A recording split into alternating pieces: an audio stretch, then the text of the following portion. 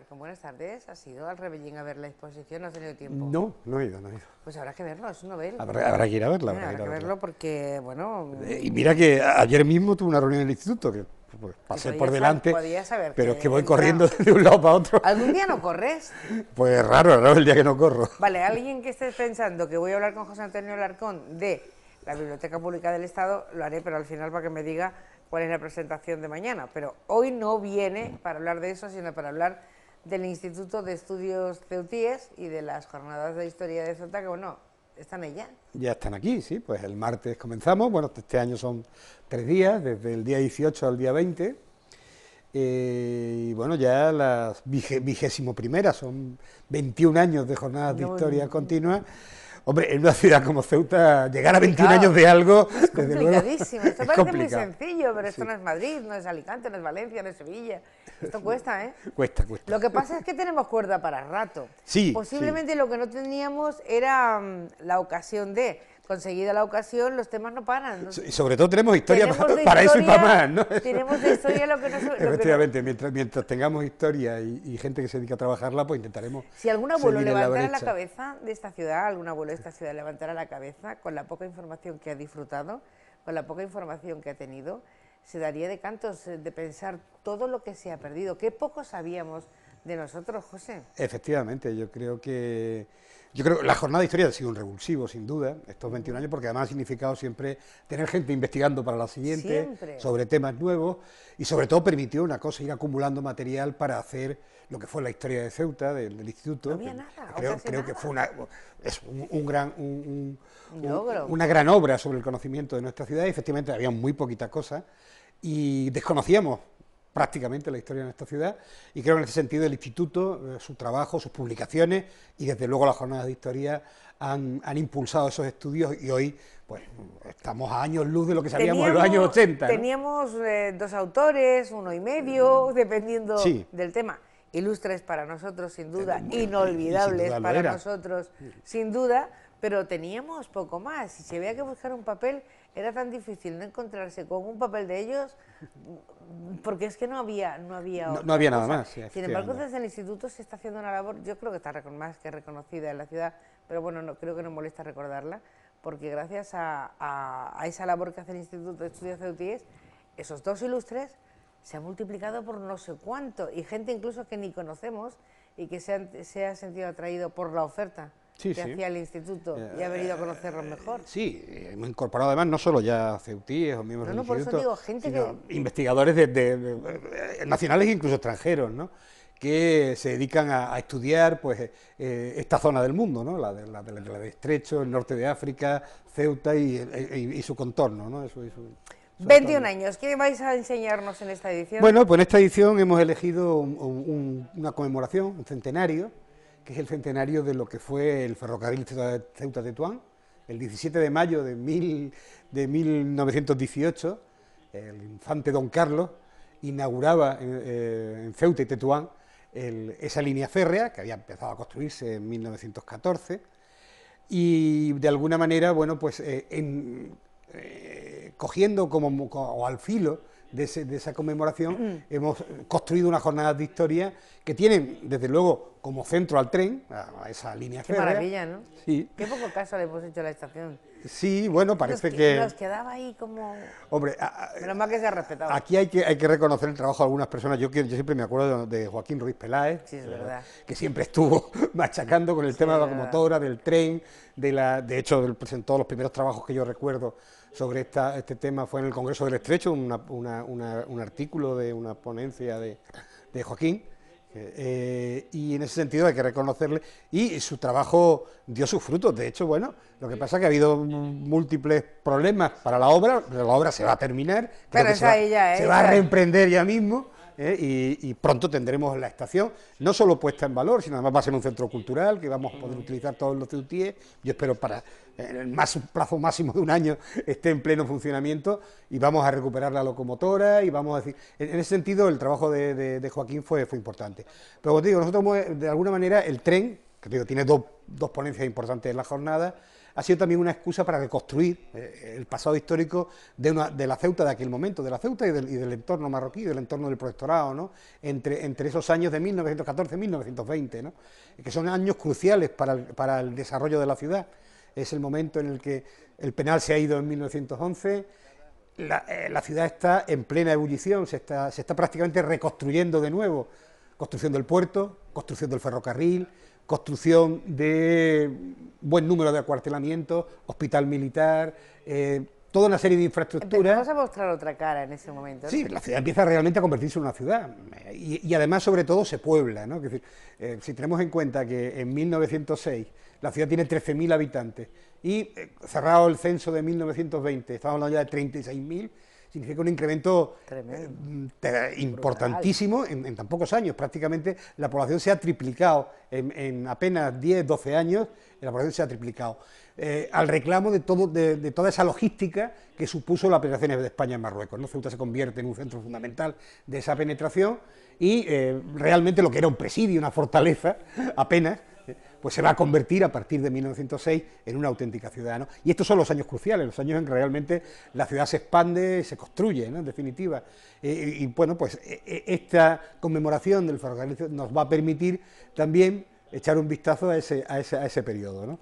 Y además, si tenemos en cuenta, es un periodo no solo importante para Ceuta, sino importante para el mundo. Está enmarcado en acontecimientos tan importantes que lo fueron para la historia de Europa y para la historia de España, como la Primera Guerra Mundial, que significó no solo el problema de la subsistencia en España, del que ahora hablaremos, significó el cambio del mapa de Europa, la caída de las grandes monarquías del momento, cae la monarquía alemana, cae la austrohúngara, y cae también, ¿qué otra monarquía cae? Pues hay otra monarquía importante que cae, ahí no la recuerdo, la turca, por ejemplo, ¿no? Es decir, la alemana.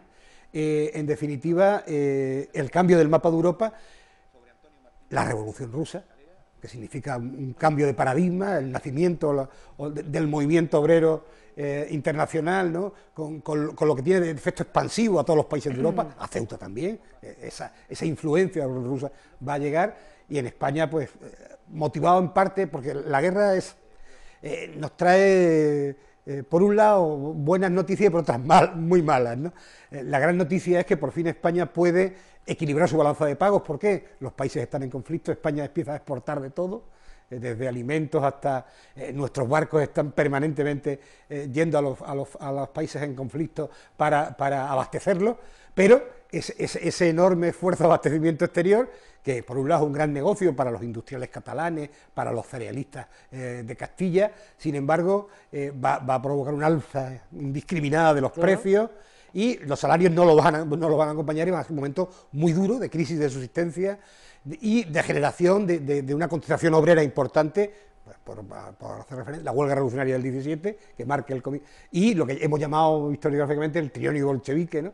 Donde hay una importante agitación obrera. En ese marco en el que se desenvuelve la construcción del ferrocarril en Ceuta, y eso es lo que vamos a abordar a través de la jornada, esa perspectiva, ese panorama en diversos trabajos de diversos índoles que refieren a diversos campos, no solo al ferrocarril. De ferrocarril hay dos ponencias, el resto se refiere a otros aspectos de la vida de la ciudad y del protectorado en esos momentos. ¿Quién viene? ¿O quién está? ¿Quién contáis? Sí, vamos a contar tres ponentes de fuera y tres ponentes locales, ¿no? Los tres ponentes de fuera son, el primer día tendremos a Salvador Domínguez Llosá, que es un historiador melillense, miembro de la Asociación de Estudios Melillenses, un experto en historia militar, y nos va a hablar del que fue alto comisario en ese periodo, un importante alto comisario, que fue Francisco Gómez Jordana, que había sido previamente comandante general de Melilla, y nos va a aprovechar ese momento para hablar de la labor de la alta comisaría en esos años, entre 1914 y 1918, de hecho Gómez Jordana muere siendo alto comisario, muere en su despacho de un infarto sobre su mesa de trabajo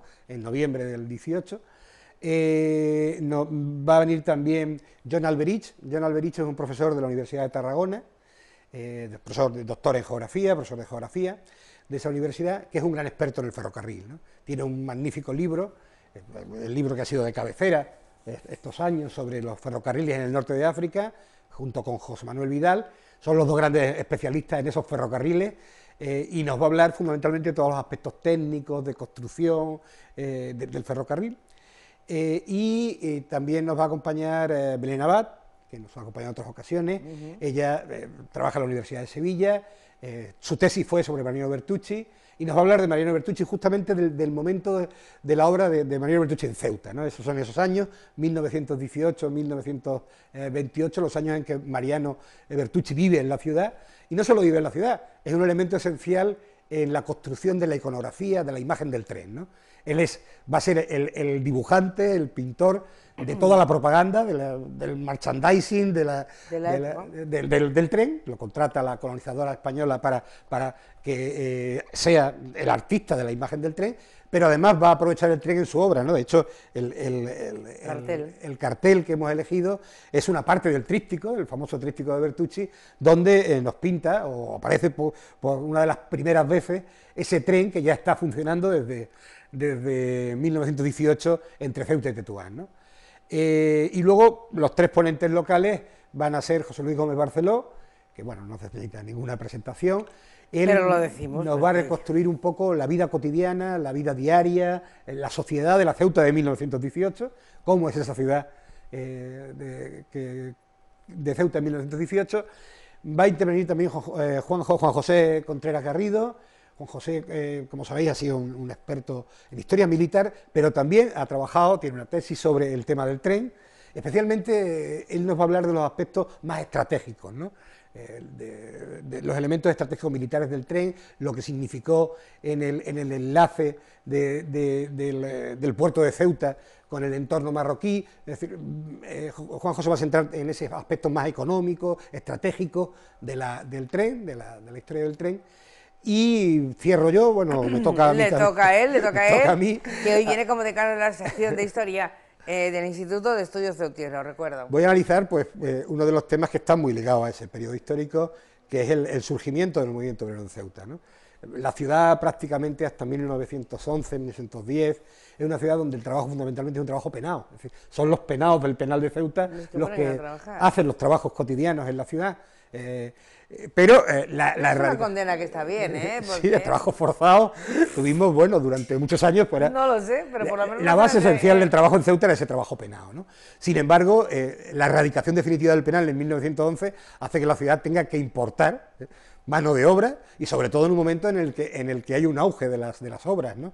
Puerto, decía antes, ferrocarril y otras muchas obras militares, nuevas casas burguesas que vienen con la prosperidad económica que significa la penetración en Marruecos para la ciudad, y en ese sentido pues hay toda una emigración de una clase obrera que va a vivir en condiciones muy duras, ¿no? La ciudad no está preparada para acoger a esa masa de personas, son casi 20.000 personas las que llegan en muy pocos años, y entonces pues no hay viviendas, no hay higiene, no hay instrucción pública, en definitiva, y además el capitalismo de Ceuta se llama muchas veces capitalismo de contrata, porque básicamente la mayor parte de nuestras obras importantes son contratas con el Estado, con las administraciones públicas, para la construcción de determinadas obras públicas. Eso hace que no se base en la producción, tú puedes obtener mayores, si producen más o producen más barato, más beneficios. Sin embargo, en las contratas el beneficio hay que disputarlo a la plusvalía del obrero, básicamente, o a los materiales de construcción, claro, no hay mucho más. Eso genera, en una ciudad que no tiene condiciones para acoger a esa masa obrera, genera una ciudad muy dura en lo social, ¿no? Y que en ese momento, justo en ese momento, sobre todo impulsada por la carestía de la subsistencia, a partir de 1917-1918 en Ceuta, primero porque hay desabastecimiento, ¿no? Todos los artículos de privacidad suben muchísimo de precio, y además a eso se unen los fletes. Claro, los barcos están dedicados a llevar cosas a Europa, se hunden, para que te hagas una idea, cerca de 80 barcos españoles perecen a mano de submarinos alemanes, etcétera, durante la contienda, en ese trasiego de mercancías españolas hacia Europa, y Ceuta se ve muy desabastecida, unos fletes carísimos, con una subida enorme de los alimentos. Debió ser un momento tremendo, Fue ¿no? terrible, hubo años en que había días que no había prácticamente harina. Pero fíjate, no había nada, había mucha gente que había venido, que tenía que trabajar, pero que no tenía ni donde dormir, comer, ni beber, nada. No, se extendió el barraquismo, claro, esos años son los años más potentes de la extensión del barraquismo, porque pues 4 latones donde la gente vivía, ¿no? Porque no había viviendas, ni había ningún tipo de infraestructuras para acoger a esa masa de personas que fueron llegando, ¿no? Por eso digo que, y se enmarca además dentro de ese periodo que no fue solo de nacimiento, sino en Ceuta empieza a surgir ese movimiento obrero, fundamentalmente en torno a los problemas de la construcción del puerto. Es un momento en el que la contrata del puerto no logra cobrar las subvenciones estatales, no logra, y eso hace que tenga enormes problemas para poder incrementar los salarios, y con el alza de la subsistencia van a existir las primeras huelgas ceutíes, vamos a hablar de 4 de ellas en la jornada. Se produce el nacimiento de las primeras organizaciones obreras. Entonces, 4 huelgas ya ahí en ese momento. Sí, en el año 1919 contamos con 4 huelgas claramente historiadas, una general, una de ellas fue general en toda la ciudad, ¿no? En marzo de 1919. Oye, ¿y dónde se manifestaban? ¿Dónde estaba la historia? ¿Qué sitio era el ideal? Bueno, pues básicamente en aquella época, ten en cuenta la ciudad... no me la imagino. Pues bueno, normalmente era el Puente Cristo, la zona de la primera zona de la Almina, era la zona normal donde el campo exterior todavía no está muy habitado, se está extendiendo en esos años, ¿no? Y bueno, esa era la zona fundamental de manifestaciones. ¿Mucha gente se quedó de esos que vinieron a trabajar? ¿Se sabe algo? Sí, bueno, fueron la base de la población de la ciudad. Por eso digo. Muchos de ellos. Es verdad que hubo luego momentos de crisis en que algunos pudieron marcharse, ¿no? Pero la base del crecimiento poblacional, de lo que somos hoy, fue esa gente que llega en aquel momento, ¿no? Gaditanos y malagueños, la inmensa mayoría de ellos, ¿no? Vienen pues de los campos de Cádiz y de Málaga, muy pobres en aquella época, mucha gente expulsada por las desamortizaciones que han ido cerrando los campos al trabajo jornalero y que tienen que emigrar. Muchos emigraron hacia el extranjero, en un primer momento a América, después a Europa, y muchos cuando se abre la espita del protectorado marroquí, pues hacia Ceuta y el protectorado marroquí, ¿no? Bueno, una jornada más que interesante, a la que podemos asistir, pero tenemos que inscribirnos ya. No, bueno, quien quiera los créditos, sabéis que siempre hay créditos del Ministerio de Educación y Ciencia, tiene que inscribirse y para arreglar su participación y para poder certificar de manera que puedan obtener de forma reglada los créditos, no vaya a pasar. No, pasando por ahí. Aquí a quien realmente asista pero el resto del público, quien no tenga ningún interés académico especial, no necesite certificado, sí tenga mucha curiosidad, puede ir cuando quiera, si se quiere escribir, se escribe, y si no, sin ningún problema. Puede ir a la conferencia que le interese, o a todas, es decir, estamos absolutamente abierta a cualquier ciudadano que tenga interés en esta jornada. Y eso sí, la inscripción para aquellos que quieren recibir los créditos que otorga el Ministerio por la asistencia a esta No es la primera, es la número 21. ¿Qué va más gente? ¿A por los créditos o por la información? Normalmente a por la información. Hay gente que va por los créditos, evidentemente, bien, los hay. Pero yo que en los últimos años al menos, quizás en algún momento dado hubo, pero ahora mismo la inmensa mayoría va por la información, por el conocimiento histórico y por pasar un rato. La verdad es que ahora me gusta hablar con cualquiera, porque por poco que sepa, como se nos está dando tanta información, ya le oyes hablar de Ceuta y dices, caray, mira, si somos alguien, ¿no? Sí, además yo creo que esto ha generado una afición en la ciudad. Totalmente. Se ve en las webs históricas, de fotos antiguas, hay toda una afición que se ha ido generando a lo largo de estos años. Yo creo que también en torno a que las jornadas han ayudado y han aportado en esa Eso generación de interés. Eso ha sido un trabajo silencioso de 21 años, pero... Y realizado por mucha gente, con mucha dedicación, mucha vocación. Exacto, y con mucha vocación, pero también ha despertado mucho interés en gente que pensaba que ni siquiera lo tenía.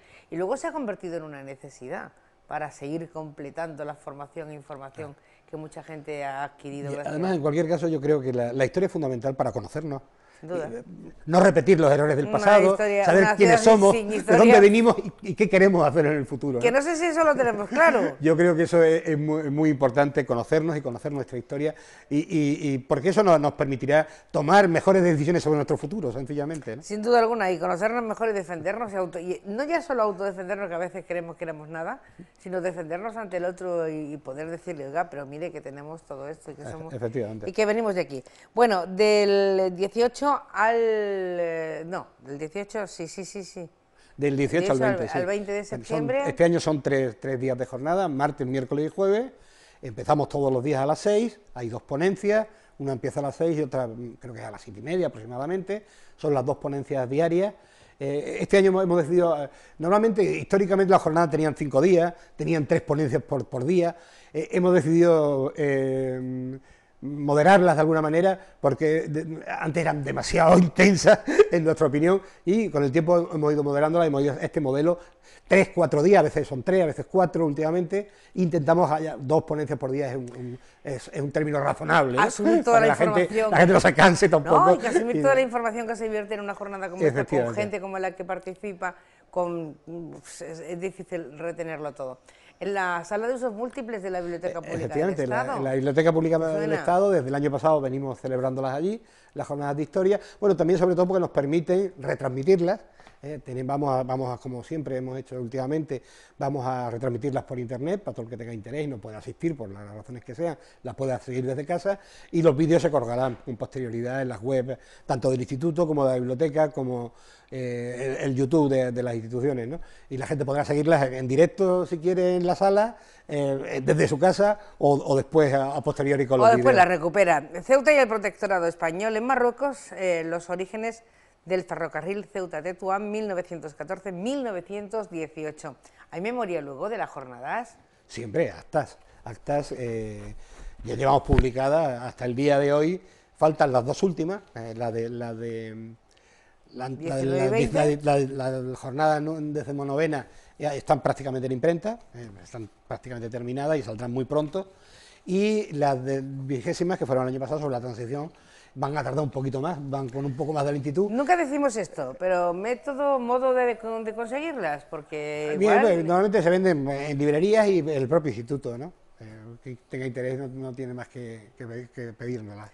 Y normalmente conseguimos incluso hacer que las del año anterior se presentaran en la jornada siguiente. Ahora hemos tenido un pequeño problema, pues ya no llevamos esa... Pero bueno, estamos hablando de 12 a veces hay más problemas económicos, de hay de gestión, todo, hay de todo. Y bueno, pero vamos, no hay problemas porque más o menos van saliendo con una periodicidad razonable, ¿no?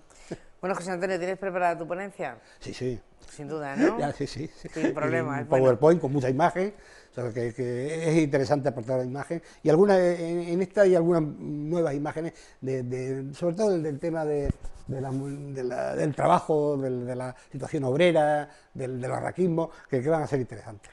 Bueno, pues eso a partir del 18.